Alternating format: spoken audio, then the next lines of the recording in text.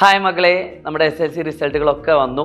ഒരുപക്ഷെ തോറ്റുപോയ വിദ്യാർത്ഥികളെക്കാൾ കൂടുതൽ വിഷമം 1-2 A+ നഷ്ടപ്പെട്ട വിദ്യാർത്ഥികൾക്കായിരിക്കും അല്ലേ. നമ്മൾ പ്രതീക്ഷിച്ച അത്ര മാർക്കൊന്നും കിട്ടാത്ത ഒരുപാട് ആളുകൾ ഒരുപക്ഷെ ഈ വീഡിയോ കാണുന്നുണ്ടാവും. എനിക്കൊരു കാര്യമാണ് പറയാനുള്ളത്. നമ്മളോട് ഗവൺമെൻറ് ചെയ്തത് ഒരു ചതിയാണെന്ന് വെച്ചാൽ ഒരിക്കലും എനിക്ക് ആ രീതിയിൽ ചിന്തിക്കാൻ പറ്റില്ല. അതിലെ പ്രധാനപ്പെട്ട കാരണം എന്താണെന്ന് വെച്ചാൽ കഴിഞ്ഞ പ്രാവശ്യമൊക്കെ 60,000-ഓളം വിദ്യാർത്ഥികൾ നമുക്ക് എക്സാം എഴുതി ഫുൾ മാർക്ക് നേടിയിട്ടുണ്ടായിരുന്നു. കമ്പാരിറ്റീവ്ലി ഇപ്രാവശ്യം അതിൻ്റെ പകുതി മാത്രമാണ് ഫുൾ A+ എത്തിയത്.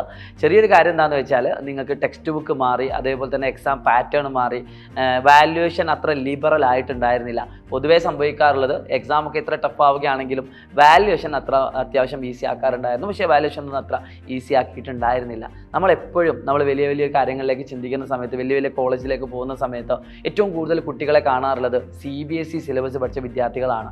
എന്നാൽ CBSEൻ്റെ റിസൾട്ട് നിങ്ങൾ പരിശോധിച്ച് നോക്കി, അവിടെ ഫുൾ A+ന് പകരം ഫുൾ A1 എന്ന് പറഞ്ഞൊരു പരിപാടിയാണ്. പക്ഷേ ഫുൾ A1കാരുടെ എണ്ണമൊക്കെ കുറവാണ്. എന്നിട്ട് എന്തുകൊണ്ടാണ് ക്വാളിറ്റി അവർക്കാണ് നമ്മൾ പറയപ്പെടുന്നത്?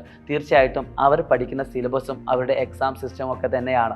ആ രീതിയിലേക്ക് നമ്മളെ വളർത്തി കൊണ്ടുവരാൻ തന്നെയാണ് ഈ ഒരു എക്സാം സിസ്റ്റം ഉയർന്നത് എന്നാണ് എൻ്റെ ഒരു പേഴ്സണൽ ഒപ്പീനിയൻ. നിങ്ങൾക്ക് പല അഭിപ്രായങ്ങളുണ്ടാകും, പക്ഷേ അറ്റ് ദ എൻഡ് നിങ്ങൾ ഭാവിയിൽ നിങ്ങൾ കുറച്ചുകൂടി കഴിയുമ്പോൾ മനസ്സിലാവും അത് ക്വാളിറ്റിക്ക് വേണ്ടിയാണ് എന്നുള്ളത് മനസ്സിലാവും എന്നാണ് ഞാൻ പ്രതീക്ഷിക്കുന്നത്. പ്രിയപ്പെട്ട മക്കളെ, ഈ എക്സാം പാറ്റേൺ മാറിയത്, ഈ കാര്യങ്ങളൊക്കെ മാറിയത് നിങ്ങൾക്ക് നല്ലതിനാണ്. ഒന്നാമത്തെ റീസൺ, +1 +2 എത്തുന്ന സമയത്ത് CBSE കുട്ടികളും സ്റ്റേറ്റ് കുട്ടികളൊക്കെ പഠിക്കാൻ പോകുന്നത് NCERTയുടെ സിലബസ് ആണ് എന്ന് മനസ്സിലാക്കുക.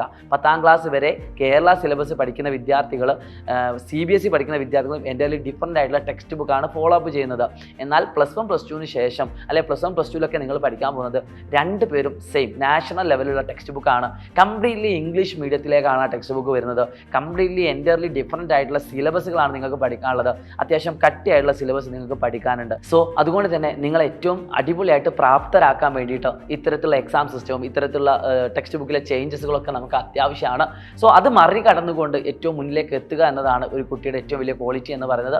ഇപ്പോൾ 30,000-ലധികം വിദ്യാർത്ഥികൾക്ക് ഫുൾ A+ കിട്ടിയെന്ന് പറഞ്ഞത് വളരെയധികം സന്തോഷമുണ്ട്. എന്നാൽ +1 +2ലേക്ക് എത്തുന്ന സമയത്ത് ഇതിനേക്കാൾ കൂടുതൽ കുട്ടികൾക്ക് ഒരു പക്ഷേ ഫുൾ A+ലേക്കൊക്കെ എത്തിയേക്കാം. കാരണം അവർ 10ാം ക്ലാസ്സിൽ പഠിച്ച രീതി അവർ ഓൾറെഡി അഡാപ്റ്റ് ആണ് സിസ്റ്റത്തിൽ. അതുകൊണ്ട് +1 +2ൽ കുറച്ചുകൂടി നേരത്തെ പഠിച്ചുകൊണ്ട് അത് മുന്നോട്ട് പോവുക തന്നെ ചെയ്യും. ഇത് ചെറിയൊരു വീഴ്ചയായി കണ്ടുകൊണ്ട് +1 +2ലേക്ക് എത്തുന്ന സമയത്ത് അത് ഉയർത്തി എഴുന്നേൽക്കാനുള്ള ഒരു അവസരമായിട്ട് നിങ്ങൾ കാണുക. ഒരാളും സങ്കടപ്പെടേണ്ടതില്ല. ഞാനിപ്പോൾ പറയുന്ന സമയത്ത് ഒരുപക്ഷെ നിങ്ങൾക്ക് തന്നെ എന്നോട് തോന്നുന്നുണ്ടാവും, സാർ എന്തൊക്കെയാണ് പറയുന്നത്, കുട്ടികളുടെ കൂടെ നിൽക്കുക. ഞാൻ കുട്ടികളുടെ കൂടെ നിന്നുകൊണ്ടാണ് പറയുന്നത്. നിങ്ങൾക്ക് ഇതിൻ്റെ ഒരു കാര്യം മനസ്സിലാക്കണമെങ്കിൽ, ഇതിൻ്റെ ഡെപ്ത് മനസ്സിലാക്കണമെങ്കിൽ നിങ്ങൾ +1 +2ലേക്ക് എത്തുക തന്നെ വേണം. തീർച്ചയായിട്ടും നിങ്ങളുടെ കൂടെ ഇനി അങ്ങോട്ട് ഉണ്ടാവും, ത്രൂ ഔട്ട് ആയിട്ടുണ്ടാവും. നിങ്ങളെ മാക്സിമം ഞങ്ങളെ കൊണ്ടാവും പോലെ ഞങ്ങൾ പഠിപ്പിക്കും. 10ാം ക്ലാസ്സിൽ നിങ്ങൾ എത്രത്തോളം എഫേർട്ട് എടുത്ത് പഠിപ്പിച്ചിട്ടുണ്ടോ അതേപോലെ +1 +2ൽ നിങ്ങളെ പഠിപ്പിക്കുമെന്ന് ഞങ്ങൾ വാക്ക് തരികയാണ്. നിങ്ങൾ പഠിക്കാൻ തയ്യാറാവുക, അവസാനത്തിലല്ല ആദ്യം മുതലേ പഠിക്കാൻ തയ്യാറാവുക. സോ ക്വാളിറ്റിയുള്ള വിദ്യാർത്ഥിയായിട്ട് നിങ്ങൾ മാറട്ടെ. കഴിഞ്ഞ വർഷമൊക്കെ ഫുൾ A+ ഉള്ള പല കുട്ടികളും +1ലേക്ക് എത്തുന്ന സമയത്ത് തോറ്റു പോകുന്നതും മാർക്ക് കുറയുന്നതൊക്കെ നമ്മൾ കണ്ടിട്ടുണ്ട്. പക്ഷേ ഇപ്രാവശ്യം അതിൻ്റെ എണ്ണം കുറയുമെന്ന് എനിക്ക് ഉറപ്പാണ്. കാരണം നിങ്ങൾ കഴിഞ്ഞ വർഷത്തെ കുട്ടികളെക്കാൾ കുറച്ചും കൂടി ക്വാളിറ്റിയുള്ള വിദ്യാർത്ഥികളായിട്ട് മാറും. അത് അവരെ ഞാൻ കുറ്റപ്പെടുത്തുകയല്ല, പക്ഷേ നിങ്ങളുടെ സിസ്റ്റം നിങ്ങൾ അങ്ങനെ മാറ്റിയിട്ടുണ്ട്. So wish you all the best guys. It's me Shahid Ramzan from Xylem learning. ഇതൊരിക്കലും ഒരു ചതിയല്ല, ഇത് നിങ്ങൾക്കുള്ള ക്വാളിറ്റി വാണിംഗ് ആണ്. ഇനി അങ്ങോട്ട് അത് കീപ്പ് ചെയ്തിട്ട് മുന്നോട്ട് പോകുക. ബൈ.